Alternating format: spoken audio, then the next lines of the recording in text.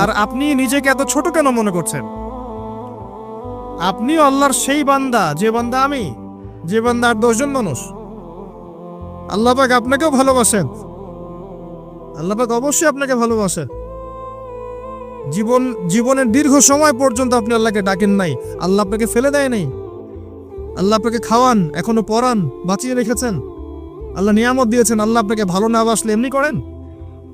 আল্লাহ পাক অপেক্ষা করছেন কবে খালি আপনি আসবেন আল্লাহর কাছে, এসে বলবেন আস্তাগফিরুল্লাহ ওয়া আতুবু ইলাইহি। আল্লাহ পাক অপেক্ষা করে বসে আছেন আপনার জন্য। আপনি কোথায় যাচ্ছেন? ফাআইনা তাযহাবুন। আল্লাহ পাক বলেছেন ফাআইনা তাযহাবুন, কোথায় যাচ্ছ তোমরা? কোথায় যাচ্ছেন? টাকার পিছনে, বাড়ি গাড়ি, স্ট্যাটাস, স্ত্রী সন্তান, ভোগবিলাসের পিছনে? আল্লাহ অপেক্ষা করছেন আপনার জন্য। আসেন, সিজদা করেন। ওয়াসজুদু ওয়াকতারিব, সিজদা করেন, নিকটবর্তী হন। আল্লাহ আপনার জন্য অপেক্ষা করছেন।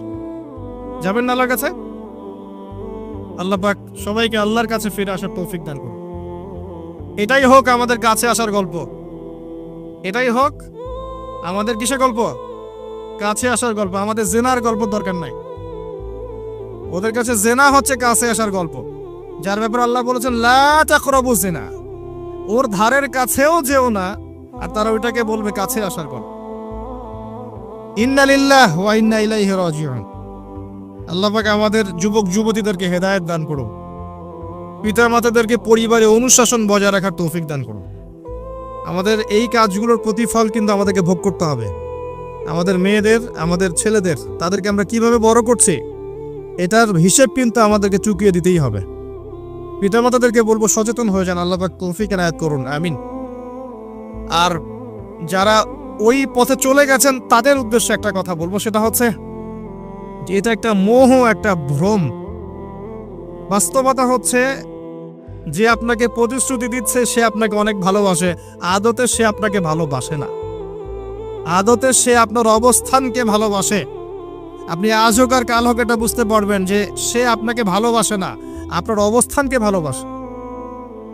আপনার অবস্থান যদি ভালো থাকে সে আপনাকে ভালোবাসবে, অবস্থান ভালো না থাকলে ভালোবাসবে না। একইভাবে আপনি একটা মেয়ের কাছে যে ভোগবিলাস চাচ্ছেন, একটা ছেলে একটা গায়েরে মারা মেয়ের সাথে ফ্রি মিক্সিং করলে তার একটাই উদ্দেশ্য থাকে, সেই মেয়েটাকে ভোগ করা। সুযোগ পেলেই সে মেয়েটাকে ভোগ করে ফেলবে। একইভাবে এই মেয়েও দেখবেন আপনার যতটুকু সামর্থ্য আছে, অর্থবিত্ত যা যা আছে, এটাকে সে ইউজ করার চেষ্টা করছে তার স্বার্থে। বাস্তবিক অর্থে দুজন দুজনকে ভালোবাসে না মোটেই, দুজন দুজনের স্বার্থকে ভালোবাসে। ভালোবাসা আল্লাহর পক্ষ থেকে আসে। কখন আসবে? যখন আপনি হালালের উপর থাকবেন, যখন আপনি বিয়ে করবেন হালালভাবে। অচেনা একটা মেয়ের প্রতি দেখবেন আল্লাহ পাক এমন ডিভাইন একটা লাভ দিয়ে দিবেন, ওয়াজআলা বাইনাকুম মাওয়াজ্জাতা ওয়া রাহমা। আল্লাহ পাক তার পক্ষ থেকে উভয়ের মাঝখানে হৃদ্যতা, ভালোবাসা, মহব্বত দান করবেন। বলুন সুবহানাল্লাহ। এটা ডিভাইন, আল্লাহর পক্ষ থেকে আসবে, ঐশ্বরিক। আর বাকিটা হচ্ছে পৈশাচিক, শয়তানি, প্রবৃত্তির দাসত্ব, ভোগবাদী। এগুলো খেয়াল রাখবেন। এতে করে যা হবে, আপনি একবার আপনার ইজ্জত হারায় ফেললে কখনো ফিরে পাবেন না। অদ্ভুত বিষয়, মানে এই বিষয়গুলোকে আমরা কিছু মনেই করি না। এখন আমরা কিন্তু কিছু মনেই করি না, মনে করি এটা একটা মানে সোশ্যাল কালচার। গার্লফ্রেন্ড বয়ফ্রেন্ড থাকবে, একটা সোশ্যাল কালচার। এভাবে যে কত ছেলে কত মেয়ে, লক্ষ লক্ষ কোটি কোটি নিত্যদিন জেনা করছে, আল্লাহ ভালো জানে। আল্লাহ পাক আমাদের যুব সমাজকে হেদায়েত করুন, আমিন। আর যে প্রশান্তির জন্য আপনি তার কাছে যাচ্ছেন সেটা তার কাছে নাই। প্রশান্তি আছে কোরআনের কাছে, প্রশান্তি আছে নবীর সুন্নায়, প্রশান্তি আছে আল্লাহর জন্য সেজদায়। তার আল্লাহর জন্য আল্লাহকে স্মরণ করে আপনি কাঁদবেন, প্রশান্তি পাবেন। আল্লাহর জন্য কিছু কাজ করবেন, তার দিনের কোনো খেদমত করবেন, প্রশান্তি পাবেন। আল্লাহর কোরআনের 10টা আয়াত মুখস্থ করেন, মনে এমন শান্তি আসবে যেটা আপনি কোথাও পাবেন না। আমি চ্যালেঞ্জ করে বলছি আপনাকে, আপনি আল্লাহর কিতাবের আজকে গিয়ে 5টা আয়াত মুখস্থ করেন, অর্থটা পড়বেন, কয়েকবার চর্চা করেন, মানুষকে শোনান। আপনি মনে এমন একটা প্রশান্তি পাবেন যেটা পৃথিবীর কোনো জায়গায় পাবেন না। এখানে প্রশান্তি এত এত বেশি মাত্রা আসবে, যার খবর যদি ওই পশ্চিমারা জানতো তাহলে আমার কলিজায় বোম মেরে উড়িয়ে দিত। কথা বুঝতে পারেন নাই? আল্লাহর পথে চললে যে প্রশান্তিটা পাওয়া যায়, এর খবর যদি ইসলামের শত্রুরা জানতো তাহলে মুসলিমদের কলিজায় পারমাণবিক বোমা মারত। তারা জানে না কি প্রশান্তি এখানে পাওয়া যায়। আপনি যে প্রশান্তির জন্য এখানে যাচ্ছেন এটা ওখানে নাই। কোরআনের কাছে আছে, সেজদায় আছে, নামাজে আছে, তাহাজ্জুদে আছে, আল্লাহর জিকিরে আছে। আর নেককার স্ত্রীর কাছে আপনি প্রশান্তি পাবেন। এটা আল্লাহ আপনাকে গিফট দিয়েছেন। আদম আলাইহিস সালামকে আল্লাহ পাক দিয়েছেন না? তার একাকী বোধ হচ্ছিল জান্নাতে, আল্লাহ পাক সঙ্গিনী সৃষ্টি করেছেন। এখানে আপনি প্রশান্তি পাবেন, বাকিগুলো প্রশান্তির উৎস নয়। পরে দেখা যাবে ওখানে ছেঁকা খেয়ে তারপরে মাদক সেবন করবে, তারপরে মিউজিকের কাছে যাবে, তারপরে দেখবেন যে পতিতালয়ে যাচ্ছে, তারপরে হয়তো গুন্ডামি করবে, জীবনটা উচ্ছৃঙ্খল হয়ে গেল।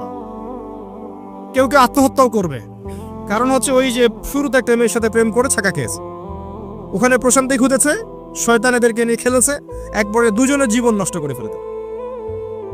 আদতে কি হলো, মুসলিম উম্মাহ থেকে 2টা নক্ষত্র ধরে গেল। হয়তো ওই যুবককে দিয়ে দিনের কোনো খেদমত হতো, এখন আর হলো না। হয়তো ওই যুবক তার যৌবনকালটা ইবাদত করে কাটাতে পারতো, আরশের ছায়া পেত, আর পেল না। শয়তান সাকসিড, শয়তান জিতে গেল। এই হচ্ছে বাস্তবতা। বাস্তবতা বোঝেন, আল্লাহর কাছে ফিরে আসেন, আল্লাহ আপনার অপেক্ষা করছে। আসবেন না আল্লাহর কাছে? এটাই হোক আল্লাহর কাছে আমাদের কাছে আসার গল্প। আল্লাহ পাক আমাদেরকে তৌফিক দান করুন, আল্লাহুম্মা আমিন। তো সুন্নাতের কথা বলতে গিয়ে আসলাম। নবী সাল্লাল্লাহু আলাইহি ওয়াসাল্লামের সুন্নাহ আমরা যেন আমাদের সামগ্রিক জীবনে পালন করার চেষ্টা করি, আল্লাহ পাক চেষ্টাটা যেন কবুল করেন, আমিন। এরপরে আছে সালাতের কথা, তারপরে আছে আপনার যাকাতের কথা। নিসাব পরিমাণ সম্পত্তি হয়ে গেলেই যাকাত দিতে হবে। এটা নফল কিছু নয়, ফরজ জিনিস। যদি আপনি সামর্থ্যবানদের যাকাতগুলো কালেক্ট করতে পারতেন, কেউ যদি পারত, দেখতেন এই যাকাতের অর্থগুলো দিয়ে এত মানে বিগ প্রজেক্ট করা যেত, যেটা আপনি কল্পনা করতে পারবেন না। এটা কিন্তু নফল কিছু নয়, দিতেই হবে, বাধ্যতামূলক। যাকাত আল্লাহ পাক এই জন্য ফরজ করেছেন যাতে করে সমাজের মধ্যে ধনী এবং গরিবের সাম্য বজায় থাকে। এটা গরিবের হক। যাদের উপর যাকাত ফরজ হয়েছে তারপরেও যাকাত দিচ্ছে না, এদের সম্পত্তিগুলোকে আল্লাহ পাক কিয়ামতের দিন গলাবেন, মানে ধাতুতে পরিণত করে গলাবেন, গলিয়ে কপালে, গালে, পিঠে, চেহারায় লেপটে দিবেন। বলেন নাউজুবিল্লাহ। সূরা তাওবা পড়ে দেখেন, সূরা তাওবার মধ্যে এটা আছে। সম্পত্তি গলানো হবে, গলে একটা সোনা, তামা, ব্রোঞ্জ এগুলো গলালে কেমন হবে? এগুলো উত্তপ্ত করে যদি গায়ে লাগিয়ে দেওয়া হয় কেমন শাস্তি হবে? বলা হবে এটাই সেই তোমার সম্পদ যা তুমি সঞ্চয় করেছিলে, আজকে এটা আযাব ভোগ করো। নাউজুবিল্লাহ। এটা সমাজের সাম্য বজায় রাখে, গরিব আর ধনীর মধ্যে একটা ব্যালেন্স বজায় রাখে। এটা গরিবের হক। যখন আমরা যাকাত দিব না, গরিব মানুষের মাথাপিছু যে মানটা আছে জীবনযাত্রা, এটা আরো কমে যাবে। এটাতে শুধুমাত্র একটা রাষ্ট্রেরই উপকার হয় না, ব্যক্তি পর্যায়ে উপকার হয়। যখন ব্যক্তি পর্যায়ে যাকাত চলে যাবে সবার হাতে হাতে, দেখবেন আজকে যে খেতে পারছে না সে কালকে দুবেলা খেতে পারবে ইনশাআল্লাহ। আর অনেক মুসলিম আছি আমরা যারা সালাত পড়ি, যাকাত দেই না, আছি না? যাকাতকে আমরা ফরজই মনে করি না। যদি বলা হয় ইসলামের 5টা পিলার বলেন, বলবে কালিমা, নামাজ, রোজা, হজ, যাকাত। যাকাত সবচেয়ে শেষে, তাই না? যাকাতকে পাঠাইছে সবচেয়ে শেষে, অথচ আল্লাহ বলেছেন কালিমা, তারপরে সালাত, তারপরে যাকাত, তারপরে সওম, তারপরে হজ। যাকাতকে গুরুত্ব দিন, এটা ইসলামিক অর্থনীতির মূল ভিত্তি। যাকাতের উপরে আল্লামা তাকি উসমানী শাইখের একটা বই আছে, এই বইটা পড়তে পারেন, অত্যন্ত চমৎকার। যাকাত নিয়ে বিস্তারিত আলোচনা করা হয়েছে এবং যাকাত কিভাবে মানবতার উপকার করবে এটা বলা আছে। আজকে এটা টপিক না, আমি না হলে অনেক লম্বা কথা বলতে পারতাম। আল্লাহ পাক আমাদের সবাইকে যাকাত দেওয়ার তৌফিক দান করুন, আমিন। এরপরে সওমের কথা বলেছেন, সওম ইনশাআল্লাহ সামনে আসবে, আমরা সবাই রাখবো। আল্লাহ পাক আমাদের সবাইকে 30টা সওম, পুরো মাস সওম রাখার তৌফিক দান করুন, আমিন। এবং সওমটা শুধু না খেয়ে থাকা আর পিপাসার্ত থাকার নাম নয়, বরং আল্লাহ পাকের যাবতীয় নিষেধ ছেড়ে দেওয়ার নাম কিন্তু সওম। এটা একটা হিজরত, মানে আল্লাহ পাক যত বিষয় নিষেধ করেছেন এগুলোকে ছেড়ে দেওয়ার নাম কিন্তু রোজা বা সওম। শুধু না খেয়ে থাকার নাম সওম নয়। না খেয়ে থেকে কেউ যদি গালি দেয়, গীবত করে, সুদ খায়, জিনা করে, তার কি রোজা হবে? হবে না। আল্লাহ পাকের নিষেধগুলো বর্জন করলে পরে রোজা হবে ইনশাআল্লাহ। এর উদ্দেশ্য কি? তাকওয়া অবলম্বন করা। কুতিবা আলাইকুমুস সিয়াম কামা কুতিবা আলাল লাযিনা মিন ক্বাবলিকুম লাআল্লাকুম তাত্তাকুন। উদ্দেশ্যটা কি? লাআল্লাকুম তাত্তাকুন। আল্লাহ পাকের নিষেধ না ছাড়লে কি কেউ তাকওয়া অবলম্বন করতে পারবে? অতএব সিয়ামের মূল উদ্দেশ্য কি? তাকওয়া অবলম্বন করা, আল্লাহ পাকের যাবতীয় নিষেধগুলোকে বর্জন করা। আল্লাহ পাক আমাদেরকে সিয়াম রাখার মতো রাখার তৌফিক দান করুন। রমজান মাসে আমরা ইফতার করাবো বেশি বেশি ইনশাআল্লাহ। বেশি বেশি মানুষকে ইফতার করাবেন, বেশি বেশি নফল দান সাদাকা করবেন, যাকাতগুলো দিয়ে দিবেন। রমজান মাসে কিয়ামুল লাইল করবেন, তারাবির নামাজ সুন্দর করে লম্বা করে পড়বেন। রাকাত সংখ্যা নিয়ে ঝগড়া করেন না। আমরা যে কাজগুলো করি ঝগড়াটা বেশি করি। কোয়ালিটি দেখবেন আল্লাহ, কোয়ালিটি, কোয়ান্টিটি না। নামাজটা কেমন কোয়ালিটি সম্পন্ন ছিল। এবং এই রমজান মাসের সবচেয়ে বেস্ট নিয়ামা হচ্ছে কোরআন। এই মাসে কি হয়েছে? কোরআন নাজিল হয়েছে। এই কোরআনকে সময় দিতে হবে। যারা কোরআন তেলাওয়াত করতে জানি না, রমজান মাসে শিখতে হবে। যারা জানেন তারা খতম দিবেন, তেলাওয়াত করবেন, খতম দিবেন। যারা আরো ভালো জানেন তারা গবেষণা করবেন, পুরো কোরআনটা গবেষণা করবেন। পারা যাবেন ইনশাল্লাহ। আল্লাহ পাক সবার আগে আমাকে, অতঃপর আপনাদের সবাইকে তৌফিক দান করুন, আমিন।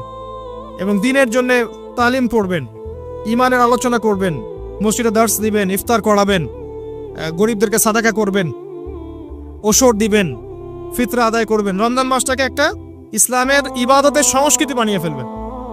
রমজানের প্রতিটা মোমেন্টকে কাজে লাগানোর চেষ্টা করবেন। আল্লাহ পাক সবাইকে তৌফিক দান করুন, আল্লাহ।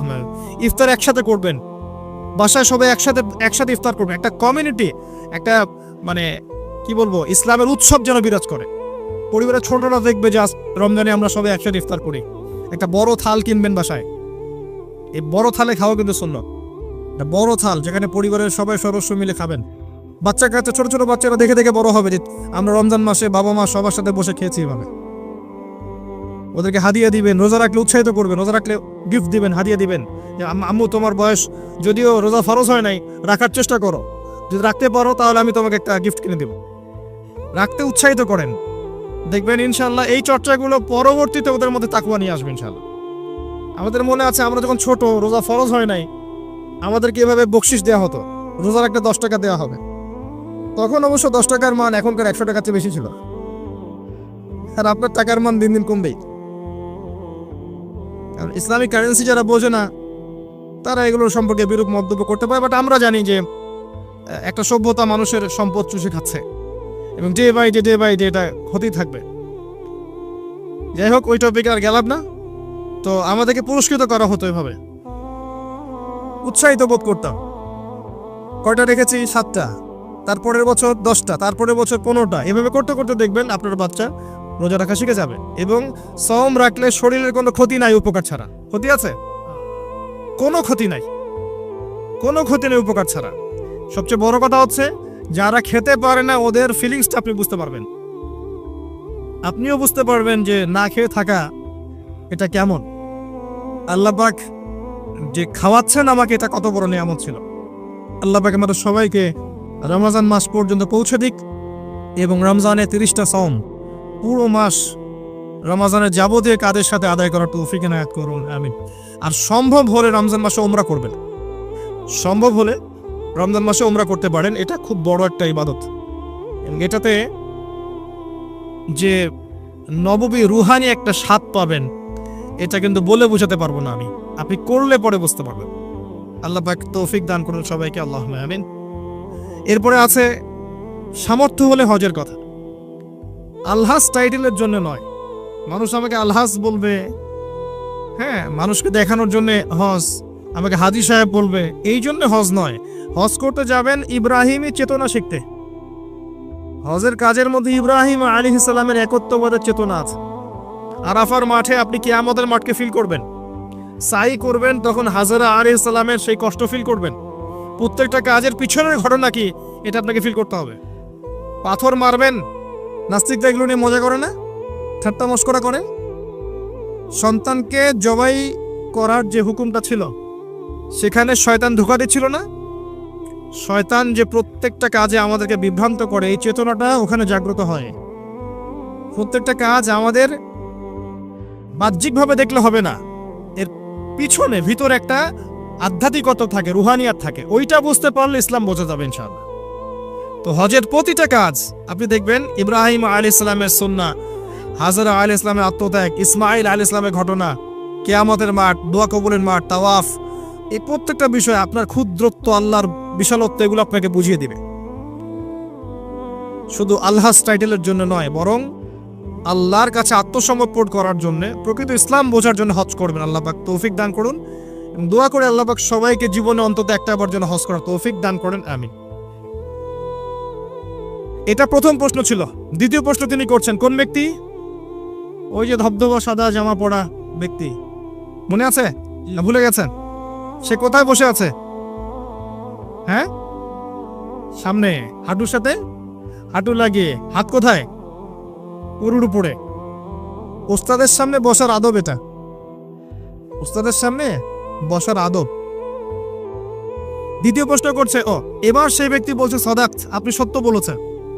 এবার পাশে ছিলেন উমর রাদিয়াল্লাহু আনহু, তিনি বলছেন ফাআজিবনা লাহু, আমরা অবাক হয়ে গেলাম। ইয়াসআলুহু ওয়া ইউসাদ্দিকুহু, সে নিজেই প্রশ্ন করলো, নিজেই আবার সত্যায়ন করছে। কে এই ব্যক্তি? কারণ যে প্রশ্ন করে সে কি সত্যায়ন করতে পারে? আপনি জানতে এসেছেন, একটা বিষয় জানতে এসেছেন, উত্তর পেলেন, আপনি নিজেই বলছেন হ্যাঁ আপনি সত্য বলেছেন, তার মানে আপনি আগে থেকে জানেন, তাই না? এবার দ্বিতীয় প্রশ্ন করছেন তিনি, ইয়া মুহাম্মদ, বলেন সাল্লাল্লাহু আলাইহি ওয়াসাল্লাম, আখবিরনি আনিল ঈমান, আমাকে ঈমান সম্পর্কে বলুন। এখন নবী সাল্লাল্লাহু আলাইহি ওয়াসাল্লাম বলছেন, আল ঈমান, ঈমান হচ্ছে আন তুমিনা বিল্লাহ, তুমি বিশ্বাস করবে প্রথমত এক আল্লাহর প্রতি, ওয়া মালাইকাতিহি, তার ফেরেশতা মণ্ডলীর প্রতি, ওয়া কুতুবিহি, সমস্ত আসমানি কিতাবের প্রতি, ওয়া রুসুলিহি, সমস্ত নবী রাসূলগণের প্রতি, ওয়াল ইয়াউমিল আখির, পরকালের জীবনের প্রতি। 6 নাম্বার, ওয়া আন তুমিনা বিল কদরি খায়রিহি ওয়া শাররিহি, এবং তুমি ঈমান আনবে, বিশ্বাস করবে তাকদীর বা ভাগ্যের ভালো মন্দের প্রতি। এই 6টা বিষয়ের প্রতি মনে বিশ্বাস করবে, মুখে স্বীকার করবে এবং কাজে বাস্তবায়ন করবে, এর নাম হচ্ছে ঈমান। মনে থাকবে? কয়টা বিষয়? 6টা। এখানে একটা কথা আমি বলি, আগেও বলেছি আবার বলছি, এই 6টা বিষয় গায়েবের বিষয়। এইগুলোকে আপনি যুক্তি, বিজ্ঞান, দর্শন দিয়ে প্রমাণ করতে পারবেন না। পারবেন? পারবেন না। পরীক্ষা নিরীক্ষা, যুক্তি, বিজ্ঞান, দর্শন দিয়ে ল্যাবরেটরিতে বসে কি আল্লাহ, ফেরেশতা, আসমানি কিতাব, নবী রাসূল, পরকাল পরীক্ষা করা যায়? যায় না। এগুলো কিসের বিষয়? গায়েবের বিষয়। আল্লাযীনা ইউমিনুনা বিল গায়ব, মুত্তাকি কারা? যারা গায়েবে বিশ্বাস করে, এদের জন্যই হচ্ছে আলিফ লাম মিম যালিকাল কিতাব লা রাইবা ফিহি হুদাল লিল মুত্তাকিন। তো ঈমানের 6 পিলারকে 3টা কাজ করতে হবে: মনে বিশ্বাস, মুখে স্বীকৃতি এবং কাজে বাস্তবায়ন। যারা শুধু বিশ্বাসটাকেই সবকিছু মনে করে, এদেরকে বলা হয় মুরজিয়া বা শৈথিল্যবাদী। আর যারা কাজ করতে গেলেই পান থেকে চুন খসলেই কাউকে কাফের বলে ফেলে, এদেরকে বলা হয় খাওয়ারেজ বা খারেজি। আহলে সুন্নাহ ওয়াল জামায়াতের আকীদা হচ্ছে মাঝখানে। ঈমানের বেইজ হচ্ছে দুটো জিনিস: মনে বিশ্বাস, মৌখিক স্বীকৃতি। কাজে বাস্তবায়ন হচ্ছে ফুরু বা শাখা। কাজ করতে গিয়ে যদি আপনার ভুল হয়, কবিরা গুনাহ করে ফেলেন, আপনি কাফের হবেন না, বরং ফাসেক বা জালেম হতে পারেন। এবং কবিরা গুনাহ করে ফেললেই কাউকে হত্যা করা জায়েজ নাই, তার তওবার দরজা কি আছে? খোলা আছে। এই হলো ঈমান। তারপরে তিনি আবার প্রশ্ন করছেন, ইয়া মুহাম্মদ, বলেন সাল্লাল্লাহু আলাইহি ওয়াসাল্লাম, আখবিরনি আনিল ইহসান, আমাকে ইহসান সম্পর্কে বলুন।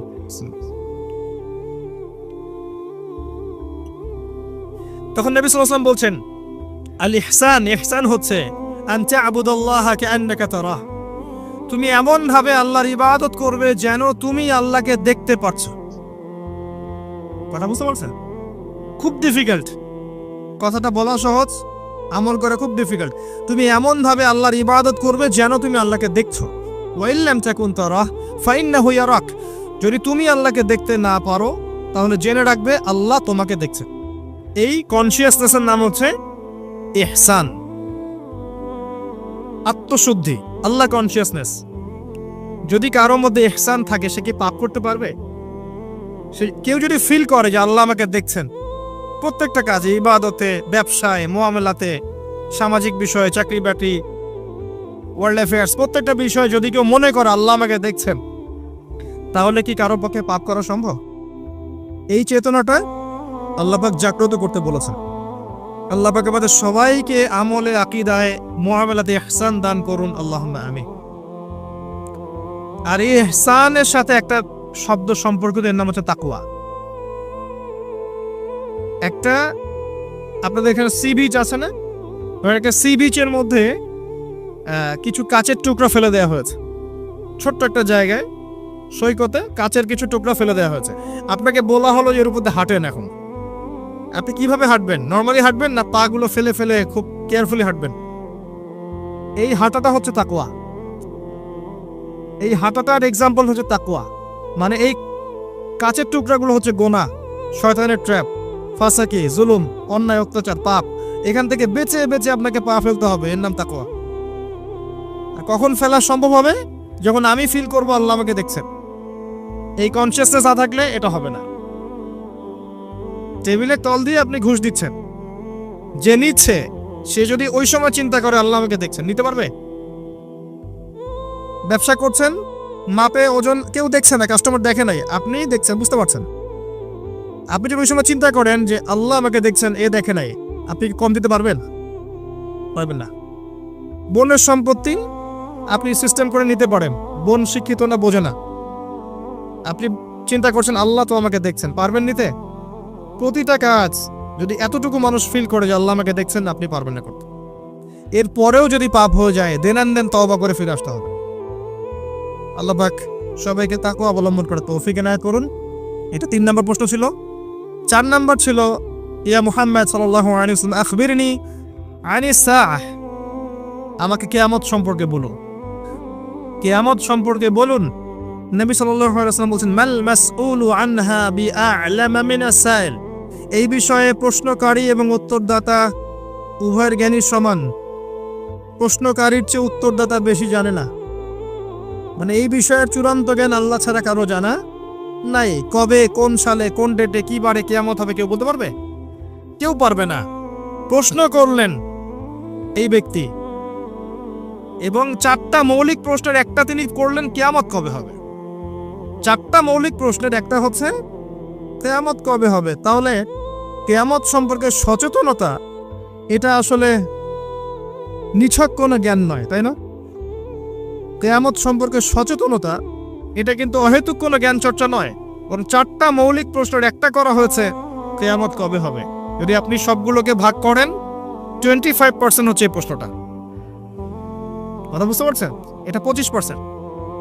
এবার নবী সাল্লাল্লাহু আলাইহি ওয়াসাল্লাম বললেন, আমি জানি না, মাল মাসউলু আনহা বিআ'লামা মিনাস সাইল। তারপরে তিনি আবার প্রশ্ন করলেন, ফাখবিরনি আন আমারাতিহা, তাহলে আমাদেরকে কিয়ামতের কিছু আলামত বলে দিন। আবার প্রশ্ন করার কি দরকার ছিল, যখন নবীজি বললেন আমি জানি না? যদি বিষয়টা গুরুত্বপূর্ণ নাই হয়ে থাকে, যদি বিষয়টা গুরুত্বপূর্ণ না হয়ে থাকে, আবার কাউন্টার প্রশ্ন করার কি দরকার ছিল? তিনি আবার প্রশ্ন করলেন, তাহলে আলামত বলে দিন। এবার নবীজি বলছেন 2টো আলামত। কয়টা বলছেন এই হাদিসে? 2টো। একটা হচ্ছে আন তালিদাল আমাতু রাব্বাতুহা, যখন দেখবে দাসী তার মনিবকে জন্ম দিচ্ছে।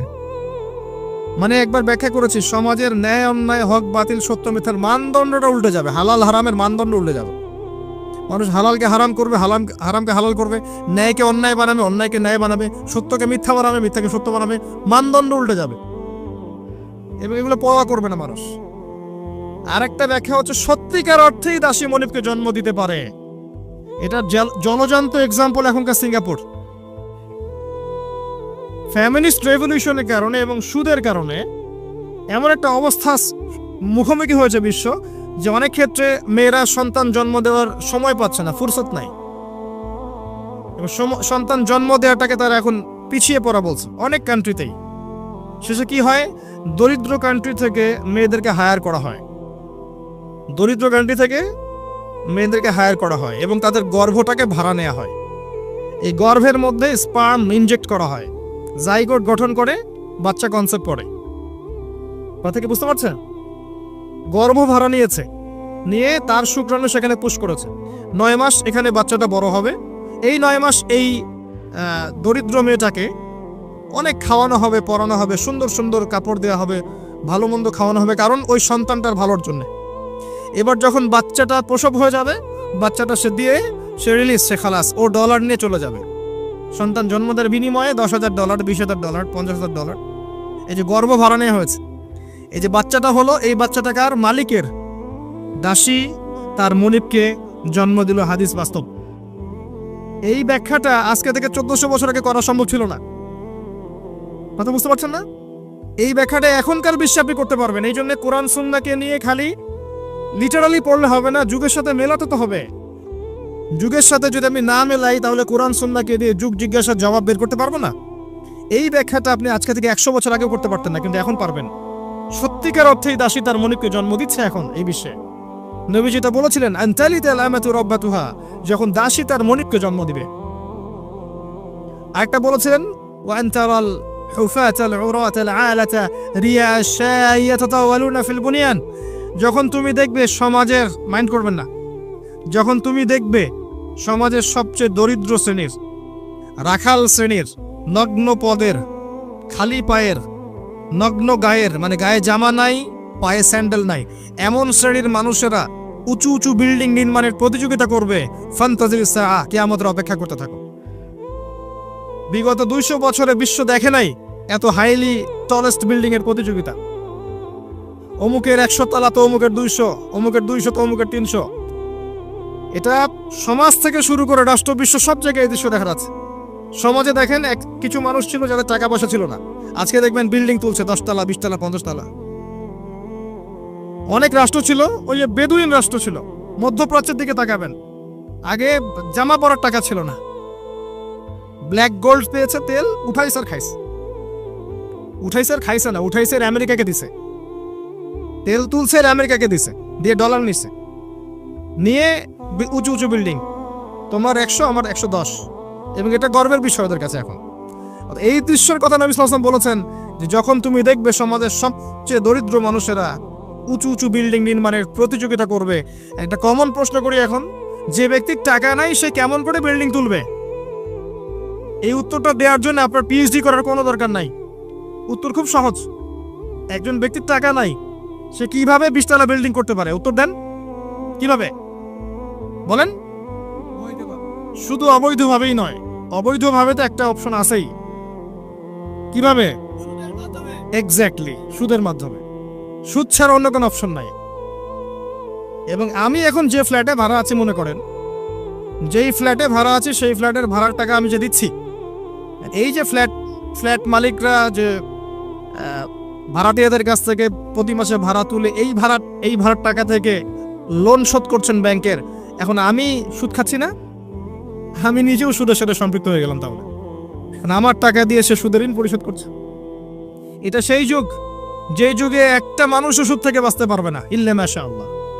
বাঁচতে পারবে কারা? ওই যে ছোট্টখাটো দ্বীপে যারা বাস করে, সোসাইটির সাথে কোনো সম্পর্ক নাই, ওরা হয়তো পারতে পারবে। নাগরিক জীবনে কেউ সুদ থেকে বাঁচতে পারবে না। এই যুগের কথা নবী সাল্লাল্লাহু আলাইহি ওয়াসাল্লাম হাদিসের মধ্যে বলে গেছেন। একটা যুগ আসবে যখন সমাজের প্রায় প্রতিটা মানুষ সুদ খাবে, যে খাবে না তার গায়েও এসে সুদের ধুলা লাগবে। এটা সেই যুগ। অনলি রিবার মধ্যে, সুদের লোনের মধ্য দিয়ে সম্ভব নগ্ন পদের মানুষের বিল্ডিং নির্মাণ করা, অন্য কোনো অপশন নাই। আরেকটা অপশন হচ্ছে দুর্নীতি করা এবং মানুষের টাকা পয়সা মেরে খাওয়া। অবৈধ পথে, ন্যায় পথে কোটি কোটি টাকা জমিয়ে পরে এটা করা quite impossible, so very difficult, এটা সম্ভব না। এই যুগের কথা নবীজি বলে গেছেন এই হাদিসের মধ্যে, যেখানে মাত্র 2টা আলামত বলেছেন, তার মধ্যে একটা হচ্ছে এটা, যখন তুমি দেখবে নগ্ন পদের, নগ্ন দেহের মানুষেরা উঁচু উঁচু বিল্ডিং নির্মাণ করছে না, বরং নির্মাণের প্রতিযোগিতা করছে। ভাষাটা বোঝেন, নির্মাণ করছে না, নির্মাণের প্রতিযোগিতা করছে। ইয়াতাতাওয়ালুনা ফিল বুনিয়ান, যে কোনো আলেমকে জিজ্ঞাসা করেন ব্যাখ্যা কি। এই হলো হাদিস। এবার সেই ব্যক্তি উঠে চলে গেল এবং ওমর ইবনুল খাত্তাব তিনি বলছেন ফালাবিসনা মালিয়ান, আমরা চুপ করে বসে থাকলাম, যেন আমাদের মাথার উপরে কাক বসে আছে, পাখি বসে আছে, চুপ করে। নবীজি কোনো কথা বলছেন না, সাহাবীরা কোনো কথা বলছেন না, সেই ব্যক্তি উঠে চলে গেল।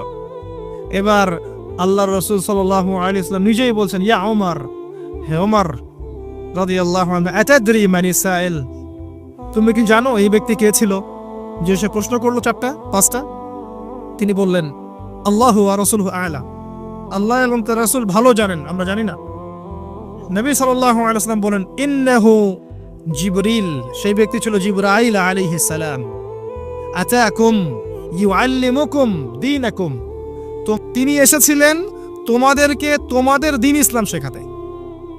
তিনি এসেছিলেন তোমাদেরকে তোমাদের দ্বীন শেখাতে। তাহলে দ্বীনের মৌলিক প্রশ্ন কয়টা পেলাম? ইসলাম কাকে বলে, ঈমান কাকে বলে, ইহসান কাকে বলে, কিয়ামত কবে হবে।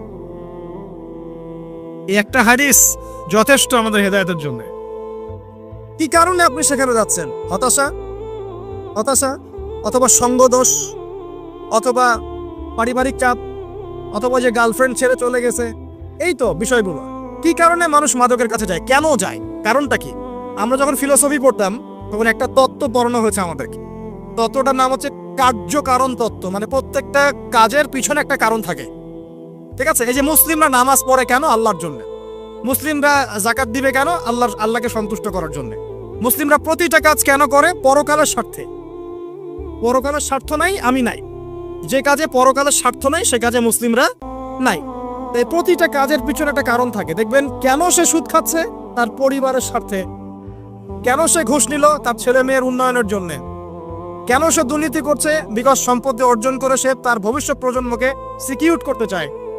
কেন সে মাদক খেলো? ওই যে গার্লফ্রেন্ড ছেড়ে চলে গেছে তাই। কেন মাদক খেলো? ওই যে এক বন্ধু মাদক খায়, সে ডাকছে আয় একটা টান দে, সঙ্গদোষ। কেন সে মাদক খেলো? পরিবারের চাপ, হতাশা। কেন মাদক খাচ্ছে? চাকরি পায় না, বেকার, মাদক খাচ্ছে। মানে মেন্টাল চাপগুলো নিতে পারছে না, সে মাদক খাচ্ছে। সবচেয়ে বেশি মানসিক চাপ কাদের উপর আসে জানেন? 1 নম্বর নবীগণের উপরে, 2 নম্বর আল্লাহর সৎ বান্দাদের উপরে, তারপর যার ঈমান যত উঁচু তার উপর মানসিক চাপ তত বেশি আসে। এখন যদি মানসিক চাপের সলিউশন মাদকই হবে, তাহলে তো আমাদেরই মাদক খাওয়া দরকার ছিল, না বুঝতে? আর আমরা যে পরিমাণ মানসিক চাপ ফেস করি তা চিন্তাই করতে পারবেন না। যে যত বড় দায়িত্বশীল যারা পলিটিশিয়ান, ওদেরকে জিজ্ঞাসা করবে তারা কি পরিমাণ মানসিক চাপ নিয়ে ঘোরে। আপনার কাছে মনে হচ্ছে যে একটা ক্ষমতা পেয়েছেন, খুব মানে উনি অনেক বড় ক্ষমতাধর, উনি অনেক ভালো আছেন, উনি মোটেই ভালো নাই। ওনাকে জিজ্ঞাসা করেন, উনি মোটেই ভালো নাই। এই মানুষের যে পেরেশানি, যে চাপ, এগুলো নিতে নিতে তার স্ট্রোক হয়ে যাচ্ছে, হার্ট স্ট্রোক হচ্ছে, ডায়াবেটিস হচ্ছে, হাই ব্লাড প্রেশার, ইসিজি করো, দেখবেন। এ কারণে মানসিক চাপটা রিলিজ করতে হবে, তাই তো? এই মানসিক চাপ রিলিজ করতে গেলে মাদকই সলিউশন নয়। সলিউশনটা কি? এই যে আমার হাতে এখানে আছে একটা কোরআন। মানসিক চাপ থেকে আপনাকে মুক্তি দিবে আল কোরআনুল কারীম, আর কিচ্ছু না। আরেকটা বিষয় কোরআনের সাথে, সেটা হলো প্রথমে বলেছি 5 ওয়াক্ত নামাজ। আপনি ওযু করে সুন্দর করে 5 ওয়াক্ত নামাজ জামাতে পড়বেন, ডেইলি 1 ঘন্টা করে কোরআন তেলাওয়াত করবেন, সময় পেলে একটু হাদিস পড়বেন, 2-4 টাকা দান সদকা করবেন, ভালো কাজের সাথে থাকবেন, অন্যায় কাজে যাবেন না, ইসলামকে এগিয়ে নেওয়ার জন্য আমর বিল মারুফ নাহি আনিল মুনকারের কাজ করবেন। আপনার তো সুখী কোনো মানুষ পৃথিবীতে নাই। ওই সুখ যদি ওই যে বুশরা জানতে পারতো না, তাহলে আপনার কলিজার মধ্যে পারমাণবিক বোম মেরে দিত। কথা বুঝতে পারেন নাই? পশ্চিমারা যদি জানতে পারতো যে মুসলিমরা কত শান্তিতে থাকে এসব কাজ করার পরে, তাহলে আমাদের অন্তরের মধ্যে পারমাণবিক বোম মেরে ধ্বংস করে ফেলত। ওরা তো আমাদের সুখ দেখতে পারে না, পারে? প্রকৃতপক্ষে এরা বিশ্বের কোন ধার্মিক মানুষের সুখী দেখতে পারে না। এরা শুধু মুসলিমদের শত্রু নয়, বরং ধর্মের শত্রু। যারাই ধর্মকে বুকে আগলে রেখে পালন করতে চায়, হোক সে সনাতন ধর্ম বা আমাদের হিন্দু ভাইরা বা খ্রিস্টানিজম বা বুদ্ধিজম, হ্যাঁ, বা মুসলিম আমরা যারা আছি, যারা ধর্মতাত্ত্বিক চিন্তা করে এবং প্রত্যেকেই যদি যার যার ধর্ম ঠিকঠাক মতো পালন করে, সমাজে কিন্তু ফিতনা থাকার কথা নয়। কারণ প্রত্যেকটা ধর্মের মধ্যেই ভালো কাজের কথাই কিন্তু বলা হচ্ছে। তো যারা ধার্মিক, এদের বিরুদ্ধে তারা লেগে পড়ে এবং তারা চায় সারা বিশ্বের মধ্যে ফাসাদ সৃষ্টি করতে। কাদের খাসলত সারা বিশ্বে ফাসাদ সৃষ্টি করে বলতে পারবেন? আপনাকে আমি দেখাচ্ছি, সূরা কাহাফ খুলে দেখেন। জুলকারনাইন একজন বাদশা, তিনি মাশরিক মাগরিব সব জয় করেছেন, মানে পূর্ব পশ্চিম পুরোটাই তার রাজত্ব। এত দাপট ছিল সেই বাদশার যে যেদিক দিয়ে যাবে সেনাবাহিনী নিয়ে সেদিকটাই জয় করে ফেলবে। সুবহানাল্লাহ। এবং তিনি উদ্ধত অহংকারী ছিলেন না, তিনি আল্লাহর অনুগত বান্দা ছিলেন। একটা কওমের মধ্যে গেলেন, সেই কওমটা ছিল পাহাড়ের মাঝখানে, 2 পাহাড়ের মাঝখানে। এখন ওই কওম তাকে বলছে, ইয়া যুলকারনাইন, হে যুলকারনাইন, ইন্না ইয়াজুজ ওয়া মাজুজ মুফসিদুনা ফিল আরদ। ভালো করে বলেন, হে যুলকারনাইন, নিশ্চয়ই ইয়াজুজ আর মাজুজ এই 2 শ্রেণীর মাখলুক, তারা পৃথিবীতে ফাসাদ সৃষ্টি করে বেড়াচ্ছে। কি করছে? সারা পৃথিবীতে ফাসাদ সৃষ্টি করে বেড়াচ্ছে। ফাহাল নাজআলু লাকা খরজান আলা আন তাজআলা বাইনানা ওয়া বাইনাহুম সাদ্দা। হে যুলকারনাইন, আমরা কি আপনাকে ট্যাক্স দিব, কর দিব, যে আপনি ওদের আর আমাদের মাঝখানে একটা প্রাচীর নির্মাণ করে দিবেন, যে ওরা আমাদের কাছে আর আসতে পারবে না? কারা এটা? ইয়াজুজ আর মাজুজ। এই ইয়াজুজ আর মাজুজকে যুলকারনাইন আলাইহিস সালাম তিনি প্রাচীর নির্মাণ করে দিলেন লোহা এবং এই যে তামা দিয়ে। এরপর তারা আর ওই কওমের ক্ষতি করতে পারলো না। কিয়ামতের আগে আগে তারা বের হয়ে আসবে এবং সারা বিশ্বে ফাসাদ সৃষ্টি করবে। এখনো তারা বের হয়ে আসছে, আমি সেটা বলছি না, কিন্তু এখন পুরো বৈশ্বিক প্রেক্ষাপটে যারা বিশ্বে ফাসাদ সৃষ্টি করে বেড়াচ্ছে, এদের মধ্যে ইয়াজুজ মাজুজের খাসলত আছে, চরিত্র আছে। দেখবেন ওই দিকে ইউক্রেনকে ব্যস্ত রেখেছে রাশিয়ার এগেনস্টে এবং নিউক্লিয়ার যুদ্ধ বাঁধানোর পায়তারা করছে। এটা অলমোস্ট আমাদের ঘরের কোনায় চলে এসেছে। নকিং অ্যাট দ্য ডোর বলে একটা কথা আছে ইংরেজিতে, একদম ঘরের কোনায় যে কোনো মুহূর্তেই দেখবেন ওয়ার্ল্ডে একটা ম্যাসাকার সৃষ্টি হয়ে গেছে। ওইদিকে তাইওয়ানকে ব্যস্ত রেখেছে চায়নার এগেনস্টে, ওইদিকে ইসরায়েলকে ব্যস্ত রেখেছে প্যালেস্টাইনিদের এগেনস্টে, এদিকে দেখবেন যে ইরাকে ব্যস্ত রেখেছে এই কন্টিনেন্টকে আইএসআইএস দিয়ে, ঠিক আছে, বাংলাদেশকেও ব্যস্ত রাখার চেষ্টা করছে মায়ানমারকে দিয়ে, দেখছেন না? তো পুরো বিশ্ব জুড়ে এদের এজেন্ডা হচ্ছে সারা বিশ্বে আমরা ফাসাদ সৃষ্টি করে মানব জাতিকে কমিয়ে ফেলবো, মুসলিমদেরকে ধ্বংস করব, মুসলিম যুবকদেরকে পর্ন দেখাবো, ওদেরকে মাদক খাওয়াবো, ওদের মধ্যে জেনা অশ্লীলতা পরকীয়া ছড়িয়ে দিব, হ্যাঁ, এবং মহামারী ছড়িয়ে দিব, দিয়ে মুসলিম জনসমষ্টিকে কমিয়ে নিয়ে আপোষে ক্রন্দলে লাগিয়ে দিয়ে আস্তে আস্তে আমরা বিশ্বে শাসন করতে হবে, এদেরকে ডমিনেট করে দিই। এবং এই এজেন্ডা বাস্তবায়নের দিকে তারা এগিয়ে যাচ্ছে সুকৌশলে। আর আমরা কি করছি ভাই? আমরা শুধু কাজ যতটুকু না করছি তার চেয়ে বেশি আমরা আয়ু আশা শোডাউন করছি। দেখেন বেশিরভাগ মানুষ আমাদের নামাজের খবর নাই, বেশিরভাগ মানুষ তাজকিয়া আত্মশুদ্ধির খবর নাই, ভালো আলেমের কাছে এসে পড়ে থাকবে কোনো খবর নাই, কোরআন পড়া শিখবে এসবের খবর নাই। যেগুলো করলে কোনো সমস্যা হয় না বা অল্প পরিশ্রমে করা যায়, ওই যে ঘরের মধ্যে শুয়ে শুয়ে ফেসবুকে 2 লাইন লেখা যায়, খুব সহজ, লিখলেন আবার শুয়ে গেলেন, কোনো সমস্যা নাই। কোনো কনস্ট্রাকটিভ সুদূর প্রসারী কাজ আমাদের হচ্ছে না, যেটা হচ্ছে এটা প্রয়োজনের তুলনায় নিতান্তই নগণ্য। এই কারণে আমাদের যারা দিন আমরা যারা বুঝি, যাদের মধ্যে ইসলামের চেতনা আছে, ইসলামকে ভালোবাসি, আমরা যারা চাই দিন এগিয়ে যাক, আমাদের কনস্ট্রাকটিভ কাজ করতে হবে, মানে সুদূর প্রসারী কাজ করতে হবে। শৈথিল্যতাবাদীও হবেন না, আবার চরমপন্থীও হবেন না, মধ্যমপন্থী হয়ে ইসলামকে, কোরআনকে এবং হাদিসকে হাতে নিয়ে উম্মার ঐক্যের স্বার্থে, দেশ জাতি জনগণের ঐক্যের স্বার্থে এগিয়ে যান। আল্লাহ পাক আপনাদের হাতকে শক্তিশালী করুন, দোয়া করি। এখানে খুবই স্মার্ট হতে হবে এবং বেসিক কাজগুলো খুব বেশি করে করতে হবে। বেসিক কাজ কি ভাই? বেসিক কাজ হচ্ছে আপনার নামাজ, বেসিক কাজ আপনাকে কোরআন শিখতে হবে, বেসিক কাজ আপনাকে আরবি শিখতে হবে, বেসিক কাজ আপনি যেখানে পড়াশোনা করছেন এই পড়াশোনা করে ওই জ্ঞানটাকে দিয়ে ইসলামের খেদমতে আপনাকে কল্যাণে কাজ করতে হবে। বেসিক কাজ যেখানে আপনাকে আল্লাহ পাক দায়িত্ব দিবেন সেখান থেকেই আপনাকে দিনের খেদমত করতে হবে। ডক্টর হন, দিনের খেদমত করেন, ইঞ্জিনিয়ার হন, দিনের খেদমত করেন, পলিটিশিয়ান হন, কোনো আপত্তি নাই, আমরা আপনাকে ভোট দিব ইনশাল্লাহ, আমরা আপনাকেই ভোট দিব ইনশাল্লাহ। আপনি ওখানে গিয়ে দিনের খেদমত করেন, আল্লাহ পাক তৌফিক দান করুন। কথা কি বুঝতে পারছেন? ইসলাম ক্ষমতা জোর করে আদায় করে নেওয়ার জন্য আসে নাই। আবু যার রাদিয়াল্লাহু আনহু কি বলছেন জানেন? আবু যার রাদিয়াল্লাহু আনহুকে নবী সাল্লাল্লাহু আলাইহি ওয়াসাল্লাম বলছেন, আবু যার তুমি দায়িত্ব চেয়ে নিও না, কারণ যদি তুমি দায়িত্ব চেয়ে নাও তখন আল্লাহর পক্ষ থেকে তোমাকে সাহায্য করা হবে না, আর যদি মানুষ তোমাকে দায়িত্ব দেয় আল্লাহ তোমাকে সাহায্য করবে ইনশাআল্লাহ। কত চমৎকার সিস্টেম ইসলামে। আর এখন আমরা কি করি? আমাকে দেন, ও ভালো না আমি ভালো, ওরা সব খারাপ আমি ভালো। বুঝতে পারছেন না আমাদের মাঠে কি কঠিন হিসাবটা দিতে হবে। আল্লাহ পাক আপনাদেরকে বোঝার তৌফিক দান করুন। এগুলো কল্যাণকর নয়, আপনার জন্য অকল্যাণ হতে পারে। তবে হ্যাঁ, যদি আপনার মধ্যে ঈমান থাকে, আপনার মধ্যে যোগ্যতা থাকে, অবশ্যই আপনি দায়িত্ব চেয়ে নেবেন এবং ইনশাআল্লাহ তখন আমরা আপনাকে দায়িত্ব দিব, আমরা আপনাকে ভোট দিব, আপনি জনগণের শাসন কার্য পরিচালনা করবেন, আল্লাহ আপনার হাতকে শক্তিশালী করবেন ইনশাআল্লাহ। আল্লাহ পাক আমাদের নিচু থেকে উঁচু মহলের সবাইকে হেদায়েত দান করুন, দোয়া করিয়ান। ইসলাম কারো শত্রু নয়। মুসলিমের রক্ত ঝরানোর জন্য, কল্লা কাটার জন্য আমরা কিন্তু পৃথিবীতে আসি নাই। আমরা আমাদের আসল শত্রুদেরকে চিনতে ভুল করেছি, এই কারণে আমরা আপোষে হানাহানি কাটাকাটির মধ্যে লিপ্ত আছি। এই যে সামনে যে কি হবে আল্লাহ ভালো জানেন। দেখবেন কত মানুষ যে মুসলিম মারামারি করে মারা যাবে, আল্লাহ ভালো জানেন। এইগুলো কাম্য নয়। আল্লাহ পাক আমাদেরকে বোঝার তৌফিক দান করুন। দেখুন ভাই, এই যুগের কথা বলতে গিয়ে এখানে আসলাম। ওই যে জুলকারনাইন যে ইয়াজুজ মাজুজের কথা বললো, এখনকার বিশ্ব যারা পরিচালনা করে দেখবেন তাদের মধ্যে ফাসাদ সৃষ্টি করাটাই খাসলতটা থেকেই গেছে। সারা বিশ্বেরা ফাসাদ সৃষ্টি করছে। আমি কিন্তু বলিনি এরাই ইয়াজুজ মাজুজ, কথাকে আবার অন্যদিকে নিয়ে যায় না, আমি কিন্তু এই কথা বলি নাই। আমি বলছি তাদের মধ্যে এই চরিত্র দেখা যায়। এই যুগ সেই যুগ যখন আপনি মাদককে হালাল করে নিচ্ছেন, রিবাকে হালাল করে নিচ্ছেন, বেহায়াপনাকে হালাল করে নিচ্ছেন, কাপড় খোলাকে হালাল করে নিচ্ছেন। আপনি মুসলিম হয়েও দেখবেন শিরকে লিপ্ত আছেন, সুন্নতে লেবাস আছে কিন্তু আকীদার মধ্যে বেদাত থেকে গেছে। আপনি মুসলিম হয়ে হালাল হারাম রিজিকের পরোয়া করছেন না, দিনের বেসিক জিনিসগুলো শিখছেন না। আল্লাহ পাক এই যুগের ফিতনাগুলো থেকে আমাদের মুসলিমদেরকে হেফাজত করুন, আমিন।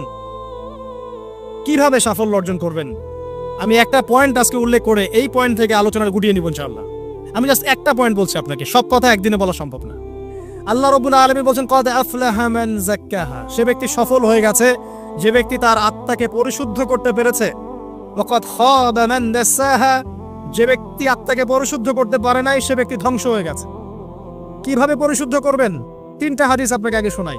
1, আল্লাহ রাব্বুল আলামিনের হাবিব মুহাম্মদ সাল্লাল্লাহু আলাইহি ওয়াসাল্লাম, দরুদ পড়েন, বলেন সাল্লাল্লাহু আলাইহি ওয়াসাল্লাম।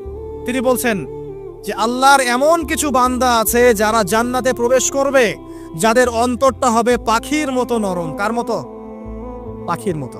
একটা হাদিস শুনলেন। 2 নম্বর হাদিস, আল্লাহর রাসূল সাল্লাল্লাহু আলাইহি ওয়াসাল্লাম বলছেন শহীদদের আত্মা যখন আল্লাহর কাছে পৌঁছায়, আল্লাহ রাব্বুল আলামিন সেই আত্মাগুলোকে সবুজ রঙের কিছু পাখির মধ্যে প্রদান করেন এবং সেই পাখিগুলো আরশের নিচে লণ্ঠন আছে এখানে বসে থাকে এবং তারা জান্নাতের যে কোনো জায়গায় যায়, ঘুরে খাবার খায়, আবার ফিরে আসে। আল্লাহ পাক তাদেরকে বলেন যে তোমরা কি চাও, তোমরা কি চাও? শহীদরা কিচ্ছু বলতে পারে না। কি চাইবো? আল্লাহ এত নিয়ামত দিয়েছেন, কি চাইবো? যখন আল্লাহ বারংবার প্রশ্ন করতে থাকেন তোমরা কি আর কিছু চাও, তোমরা কি আর কিছু চাও, তোমরা কি আর কিছু চাও, তখন শহীদরা শেষে বুঝে যে আমাদের কিছু না কিছু তো বলতে হবে এখন। তখন তারা বলে, হে আল্লাহ, আমরা আরো একবার পৃথিবীতে যেতে চাই এবং তোমার পথে জীবন দিয়ে আবার ফিরে আসতে চাই। আল্লাহ পাক বলেন এই সুযোগ তো আর নেই, অতএব তোমাদের আর কিছু চাওয়ার নেই, তোমরা এখানেই থাকো। আরেকটা হাদিস শোনেন, রাসূলুল্লাহ সাল্লাল্লাহু আলাইহি ওয়াসাল্লাম বলেছেন, এই হাদিসটা ওমর রাদিয়াল্লাহু আনহু থেকে এসেছে যে তোমরা যদি, হে মানব জাতি বা হে মুসলিমরা, তোমরা যদি আল্লাহর কুল করতে, ভরসা করার মতোই ভরসা করতে, আল্লাহ পাক তোমাদেরকে পাখিদেরকে যেমন করে রিজিক দেন তোমাদেরকে ঠিক সেইভাবে রিজিক দিতেন। তোমরা কি লক্ষ্য করো না যে পাখিরা খালি পেটে বের হয়ে যায় বাসা থেকে সকালবেলা এবং সন্ধ্যাবেলা ভরা পেটে বাসায় ঢোকে? আপনাকে যে 3টা হাদিস শোনালাম, এই 3টা হাদিসে একটা শব্দ হচ্ছে কমন। শব্দটা কি বলেন? পাখি। পাখি কি? পাখি। আল্লাহ রাব্বুল আলামিন পাখিদের কাছ থেকে আমাদেরকে শিখতে বলছেন এবং বলছেন যে পাখিদের মনটা হয় খুব নরম, খুব সফট এবং তারা আল্লাহর প্রতি তাওয়াক্কুল করে পূর্ণ মাত্রায়। তারা সকালবেলা ভোরবেলা বের হয়ে যায় এবং সন্ধ্যাবেলা বাসায় ফেরে, খালি পেটে বের হয়, ভরা পেটে বাসায় ফেরে। এবং আল্লাহ পাক সবচেয়ে সম্মানিত মৌত যেটা শহীদের মৌত, সেই শহীদের আত্মাকে আল্লাহ পাক পাখির রূপ দিবেন। তাহলে পাখিটার বিষয়ে একটা ফোকাস করা দরকার আছে না? আচ্ছা, এখানে আসেন। পাখির মন হচ্ছে নরম, মানে পাখির মনটা তাজকিয়া, আত্মশুদ্ধিতে পরিপূর্ণ। কদ আফলাহা মান যাক্কাহা, সে ব্যক্তি সফল হলো যার হৃদয়টা পবিত্র, নিষ্পাপ, নিষ্কলুষিত হলো, সে ব্যক্তি সফল হবে ইনশাআল্লাহ। একটা কাজ এখানে খেয়াল করেন, পাখিরা সকালবেলা ভোরবেলা বের হয় আর সন্ধ্যাবেলা বাসায় ফেরে। এখনকার মুসলিমদেরকে দেখবেন দুপুরবেলা ওঠে, রাত 3টায় ঘুমায়। কথা কি বুঝেন নাই? পাখির একদম ভোরবেলা ওঠে, যখন ফজরের আজান দিচ্ছে ঠিক তার এক মুহূর্তে পাখির কিচিরমিচির শুনছেন, তার মানে নামাজের ওয়াক্ত প্রায় চলে যাচ্ছে, তার মানে তার আল্লাহ পাকের হুকুমের সাথেই জেগে ওঠে, সূর্য ডুবে তারা ডুবে যায়। ঠিক এরকম সুন্নত ছিল নবী সাল্লাল্লাহু আলাইহি ওয়াসাল্লামের এবং সাহাবায়ে কেরামের। আজকে 1400 বছর পর মুসলিম জাতি এই সুন্নাহ ভুলে গেছে। আর আমাদের সুন্নত দেখবেন, যদি কোনো রকম উঠেও ফেলি ফজরে, আবার 12টা বন্ধ ঘুম, আরো বেশি। আর এই যুব সমাজ যারা আছো তোমরা, কেউই 3টা-4টার আগে ঘুমায় বলে আমার মনে হয় না। অলওয়েজ অনলাইনে পড়ে আছে, টিকটক নিয়ে, ফেসবুক নিয়ে, গার্লফ্রেন্ডের সাথে চ্যাটিং। পাখির মতো হতে পারলে পরে মনটা তো নরম হবে, তারপরে না তাজকিয়া অর্জন হবে। পাখির রুটিনটা কি? ভোরবেলা বের হয় আর সন্ধ্যাবেলা বাসায় ঢোকে। অতএব আমরা যদি রাসূলুল্লাহ সাল্লাল্লাহু আলাইহি ওয়াসাল্লামের সুন্নাহ মতো ওই ভোরবেলা উঠতে পারি আর আর্লি নাইট ঘুমিয়ে যেতে পারি এবং সারাদিন যদি রাসূলের সুন্নাহগুলোর উপর আমল করতে পারি, তাজকিয়া অর্জন হবে ইনশাআল্লাহ। কথা বুঝতে পারছেন? 2, পাখির মতো নরম মন লাগবে। এখনকার আমরা যারা বেঁচে আছে, আমাদের মনগুলো কঠিন। কেমন কঠিন? পাথরের মতো কঠিন। আমরা যখন দেখি একটা মাইয়াতকে নিয়ে যাওয়া হচ্ছে জানাজায়, আমাদের কোনো ফিলিংস কাজ করে না। জানাজায় যাচ্ছে, জানাজায় দাঁড়িয়েও মোবাইলটা টিপাটিপি করছে। জানাজার সাথে চলছে, কোনো ফিকির নাই যে এই জানাজা আমার হবে কালকে, ওই মোবাইল টিপাটিপি করছে। আমি এমনও দেখেছি, দাফন করা হলো মাইয়াতকে, দাফন করার পরে চারপাশে মানুষজন জড়ো হয়ে গল্প করছে, ভাই আপনার ওই জমিটা কি খবর, আপনার ওইটা কি খবর, বিজনেস কেমন চলছে, চাকরি কি অবস্থা। এই যে মাইয়াতকে পাশে দাফন করলো, কোনো ফিলিংস নাই, কোনো ফিলিংস নাই। আমি আত্মশুদ্ধির কথা বলছি। আত্মশুদ্ধির জন্য আপনার মনটাকে পাখির মতো সফট নরম করতে হবে। যখন আপনি সফট নরম করবেন এবং আত্মশুদ্ধি অর্জন করবেন, তখন দুই ডানা মেলে আপনি আকাশে উঠতে পারবেন ইনশাআল্লাহ। আত্মশুদ্ধি অর্জন না করতে পারলে ডানা কেটে পড়ে যাবে, তখন আর আকাশে উঠতে পারবেন না। কোন আকাশে? ওই যে শহীদের রূহ যে আকাশে চলে গেছে, ওই আকাশ। অতএব মন কেন কঠিন হলো প্রিয় ভাই? এক নাম্বার কারণ, আমরা শিরকের পাপে লিপ্ত আছি। এক নাম্বার, শিরকের পাপে লিপ্ত থাকা অবস্থায় মুসলিমদের মনটা কঠিন হয়ে গেছে। আপনি কি মনে করছেন আমরা শিরক করি না? মুসলিমরাও কবর পূজা করে, দেখবেন মুসলিমরাও দেখবেন অনেক ক্ষেত্রে মাজার পূজা করছে।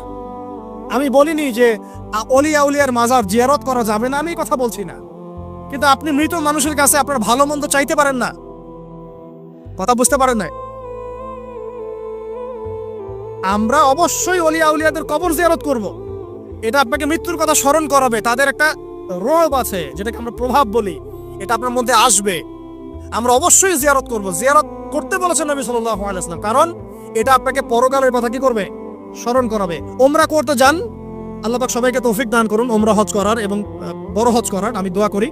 ওখানে সবচেয়ে সেরা যে দৃশ্যগুলো দেখা যায় তার মধ্যে একটা রাসূলুল্লাহ সাল্লাল্লাহু আলাইহি ওয়াসাল্লামের রওজা। ওখানে গেলে চোখের পানি ঝরে না এমন কোনো মুসলিম নাই, আছে? নাই। আরেকটা সবচেয়ে মন নরম করা একটা দৃশ্য হচ্ছে জান্নাতুল বাকি, যেটা আমরা বাকিউল গারকাত বলি, যেখানে আপনি দেখবেন সাহাবায়ে কেরাম রাদিয়াল্লাহু আনহুমের কবর, যতদূর চোখ যায় তাদের কবর। কবরের কোনো মাজার নাই, সেখানে কোনো তাওয়াফ হচ্ছে না কবরকে কেন্দ্র করে, সেখানে কবরে কেউ ফুল চড়াচ্ছে না, একটা ছোট্ট পাথর দেখা যায়, হেলার কিছু না। পৃথিবীর সবচেয়ে শ্রেষ্ঠ মানুষগুলো সেখানে শুয়ে আছেন। ওখানে গিয়ে দাঁড়াবেন, দেখবেন নিজেকে তুচ্ছ বলে মনে হবে আমি এই পৃথিবীতে আর কি করছি? সেরা মানুষগুলোই মাটির নিচে, আমি এখানে কি করছি? তো দেখুন প্রিয় ভাইরা, অবশ্যই অলিয়া উলিয়াদের কবর জিয়ারত করবে, কিন্তু মৃত ব্যক্তি আপনার কল্যাণ করতে পারবে? অকল্যাণ করতে পারবে? হ্যাঁ, তারা আল্লাহর কাছে সুপারিশ করতে পারবে আল্লাহ পাক যখন তাদেরকে অনুমতি দিবেন। তারপরে আল্লাহ পাক যখন অনুমতি দিবেন, তখন নবী সাল্লাল্লাহু আলাইহি ওয়াসাল্লাম সুপারিশ করবেন, অলিয়া উলিয়াগণ করবেন, আলেম ওলামা করবেন, শহীদগণ করবেন, হাফেজে কোরআন করবে, অনেকেই করবেন ইনশাআল্লাহ। আল্লাহ পাক আমাদের তাকদীরে এইসব সুপারিশ নসিব করুন বলি না আমি। মুসলিমরা আজকে শিরিক করছে অনেক ক্ষেত্রেই। দেখবেন হাতে একটা এই যে বালা পরে আছে, খুলে না। কেন খুলেন না ভাই? বলে যে এটা খুললে যদি রোগ হয়, রোগ দেওয়ার মালিক কে? ওই বালা না আল্লাহ?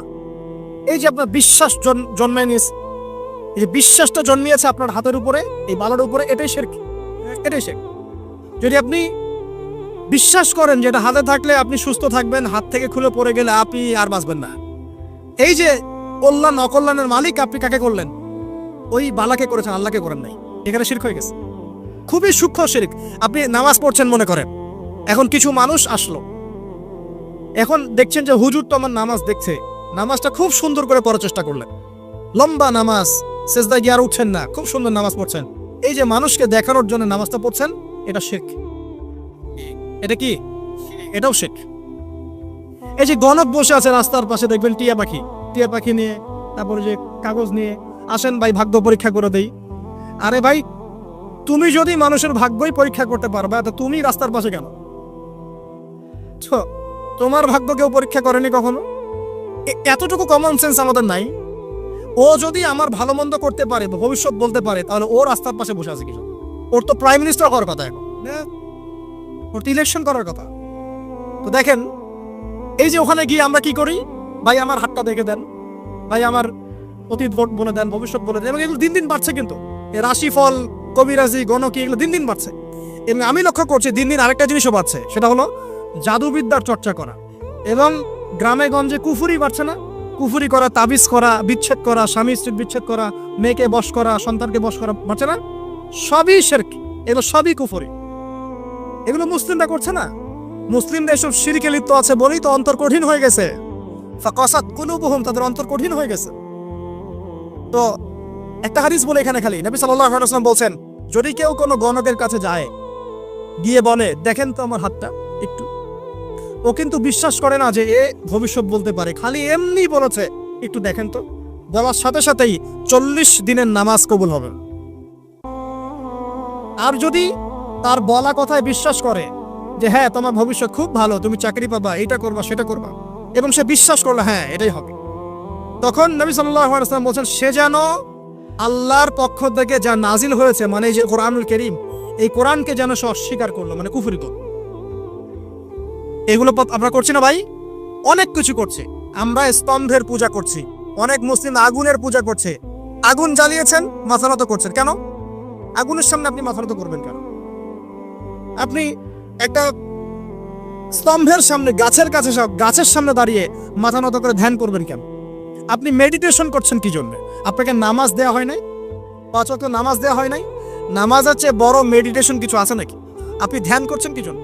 অনেক মুসলিম তো জিনেরও উপাসনা করছে, জানেন? অনেক মুসলিম জিনকে তাবে করার চেষ্টা করছে। আর জিন বলে একটা জাতি আছে, এটা সত্য। এরকম প্রতিটা ক্ষেত্রে শিরক আছে। শিরক কথায় আছে, কাজে আছে, বিশ্বাসে আছে। দেখবেন মুসলিমরাই আল্লাহ ছাড়া অন্য কারো কাছে দোয়া করছে, মুসলিমরা নজর মারত করছে অন্য জায়গায়। আল্লাহর জন্য নজর মারত করছে না, অন্য কাউকে সন্তুষ্ট করার জন্য করছে। সন্তান হয় না, সন্তান হয় না, এখন কি হবে? সন্তান হয় না তো অমুকের কাছে যাও, সেখানে গিয়ে বকরি জমাই দাও, সন্তান হবে। সুবহানাল্লাহ। তো এই পদ্ধতি ইব্রাহিম আলাইহিস সালামের জানা ছিল না, যে শেষ বয়সে তিনি বলছেন রব্বি হাবলি মিনাস সালিহিন। আপনি দোয়া করতে পারেন না? সন্তান হবে না কেন? আল্লাহ পাক তাকদিরে লিখে রাখলেন, অবশ্যই হবে। আর আল্লাহ পাক তাকদিরে না লিখলে কিভাবে হবে? তাকদিরে যে ব্যক্তি বিশ্বাস করে না, সে ব্যক্তি হতাশ হয়। যা কিছু হচ্ছে আমাদের জীবনে সবই তাকদির, এর বাইরে একটা মানুষও যেতে পারবে না। প্রিয় ভাইরা, কথায়, কাজে এবং চিন্তায় আমরা অনেক শিরিক করছি। শিরিকের কারণে আমাদের অন্তর কঠিন হয়ে গেছে। আরো কেন কঠিন হচ্ছে? বেদাত। আমল করছেন নবীর সুন্নত মানার জায়গায় অন্য কিছু আপনি করছেন। এমন এমন কিছু আমল করছেন যেগুলোর সাথে রাসূলের সুন্নতের কোনো সম্পর্ক নাই এবং সাহাবীদের সুন্নতেরও কোনো সম্পর্ক নেই। এই ক্ষেত্রে গিয়ে আপনি বেদাত করছেন, বেদাত করে অন্তর কঠিন হয়ে যাচ্ছে। অন্তর কঠিন হওয়ার একটা বড় কারণ হচ্ছে হারাম রিজিক। যখন আপনি হারাম রিজিকে যাচ্ছেন, সুদ, ঘুষ, আপনার দুর্নীতি, আপনার এই যে অন্যের সম্পদ আত্মসাৎ হয়ে যাচ্ছে। আমি কি বুঝাতে পারছি না? হারাম রিজিক যখন আপনার শরীরে ঢুকছে, অন্তরটা শক্ত হয়ে যাচ্ছে। একটা হাদিস যথেষ্ট। আল্লাহ রাসূল বলেছেন, ইন্নাল্লাহা তাইয়্যিব লা ইউকবালু ইল্লা তাইয়্যিব। আল্লাহ পাক পবিত্র সত্তা, তিনি পবিত্র ছাড়া কবুল করেন না। আপনি 10টা হজ করে আসেন, চুরির টাকা দিয়ে, ডাকাতির টাকা দিয়ে, আত্মসাতের টাকা দিয়ে, দুর্নীতির টাকা দিয়ে, যদি কবুল হয় তাহলে কোরআন সুন্নাহ মিথ্যা হয়ে যাবে। নাউযুবিল্লাহ। কথা কি বুঝতে পারছেন না? আল্লাহ রাব্বুল আলামিন বলছেন, আল্লাহ পাক পবিত্র ছাড়া কবুল করেন না। হারাম রিজিক দিয়ে ইবাদত কবুল হয় না। আমরা ওই যে রংপুর অঞ্চলে একবার, ওই যে হারাগাছ একটা অঞ্চল আছে না, সেখানে গিয়েছিলাম। সেখানে মাশাআল্লাহ আবার বিড়ির অনেক ফ্যাক্টরি আছে। কিসের?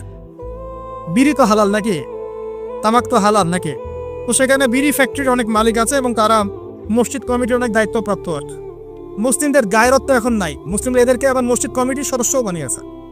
তো এখন মসজিদ কমিটিতে এসে তার প্রভাবে আর ইমাম সাহেব টিকতে পারে না।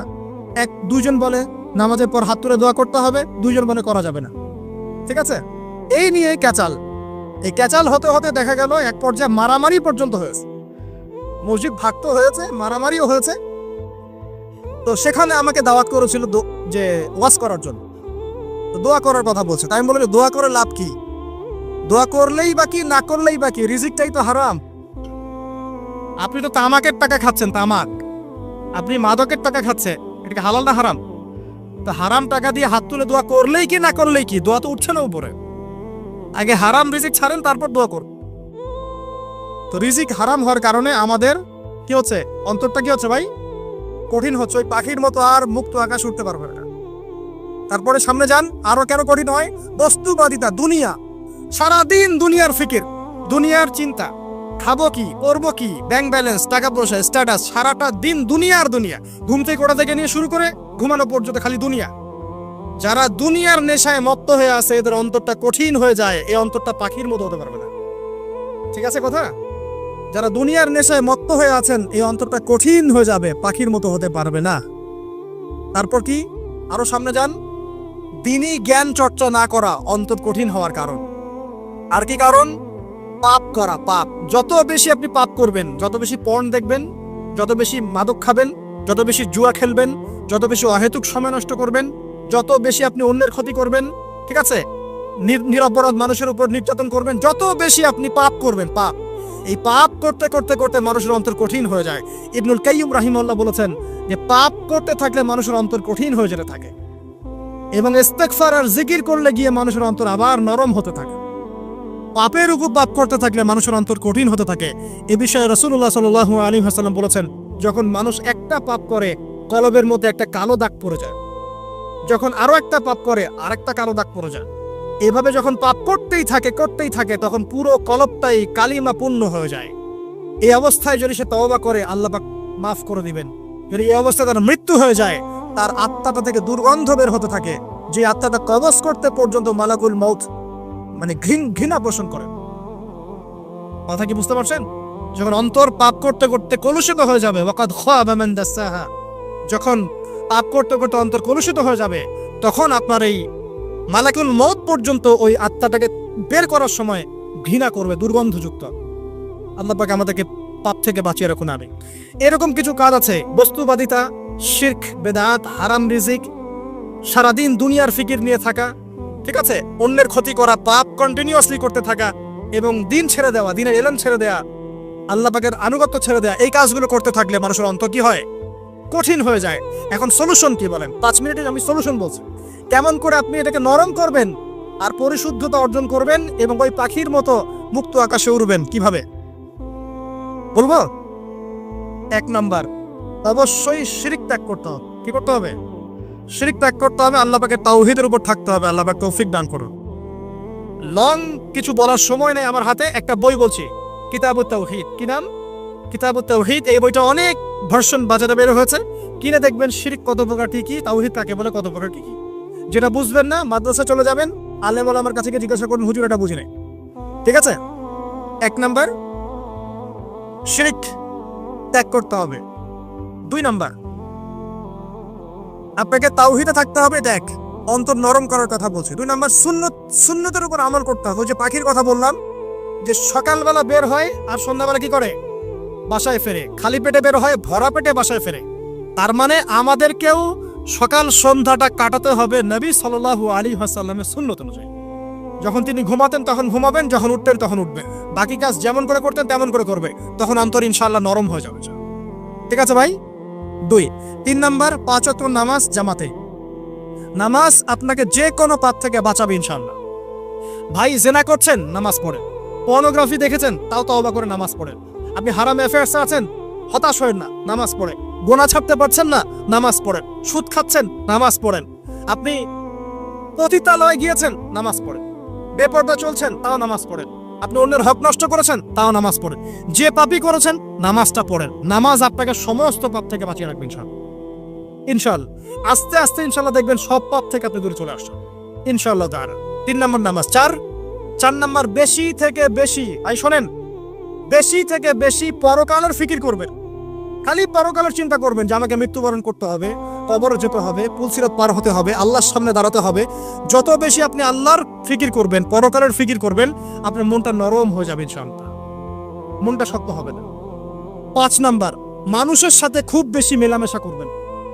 মানুষের সাথে খুব বেশি মেলামেশা করলে ইবনুল কাইয়িম রাহিমাহুল্লাহ বলেছেন অন্তর কঠিন হয়ে যাবে। কারণ মানুষ আপনাকে গীবত করাবে, হ্যাঁ, মানুষ খারাপ কাজে নিয়ে যাবে, বেফাস কথাবার্তা বলবেন, হয়তো বেফাস কাজ করবেন, ফুজুল কি বাক করবেন। এগুলো করতে গিয়ে আপনি দেখবেন অন্তর কঠিন হয়ে গেছে। এত বেশি মানুষের সাথে মেলামেশার দরকার নাই, প্রয়োজন যতটুকু অতটুকু করবেন। ঠিক আছে? আল্লাহ পাক তৌফিক দান করুন, আমিন। কয়টা বললাম? 5, 6। আমার সবচেয়ে প্রিয় নসিহত, প্রত্যেক দিন মিনিমাম 1 ঘন্টা করে কোরআন তেলাওয়াত করবেন বুঝে। আমি বলিনি না বুঝে করলে কোনো নেকি হবে না, প্রত্যেক হরফে 10 নেকি হবেই হবে, কিন্তু আপনি করবেন বুঝে ইনশাআল্লাহ। যখন বুঝে আপনি প্রত্যেক দিন 1 পারা করে বা 1 ঘন্টা করে কোরআন তেলাওয়াত করবেন, আপনার কলিজা, আপনার কলব নরম হতে বাধ্য এবং আপনার অন্তরে আল্লাহ নূর নেমে আসবে ইনশাআল্লাহ। দেখবেন আপনার কলব থেকে সমস্ত এই যে পঙ্কিলতা, কলুষতা ইনশাআল্লাহ চলে যাবে ইনশাআল্লাহ তাআলা।